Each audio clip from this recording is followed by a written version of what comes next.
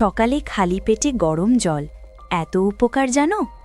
সকালবেলা ঘুম থেকে উঠেই আমরা অনেকেই চা বা কফি খাই, কিন্তু তুমি কি জানো তার আগে এক গ্লাস হালকা গরম জল তোমার শরীরের জন্য কতটা উপকারী? খালি পেটে গরম জল খেলে প্রথমেই এটা তোমার হজম শক্তি বাড়ায়।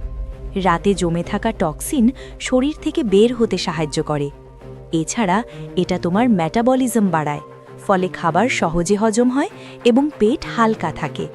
যাদের কোষ্ঠকাঠিন্যের সমস্যা আছে তাদের জন্য এটা একটা প্রাকৃতিক সমাধান। প্রতিদিন সকালে এই অভ্যেস করলে ধীরে ধীরে সমস্যা কমে যায়। আরেকটা বড় সুবিধে হলো ত্বক ভালো থাকে।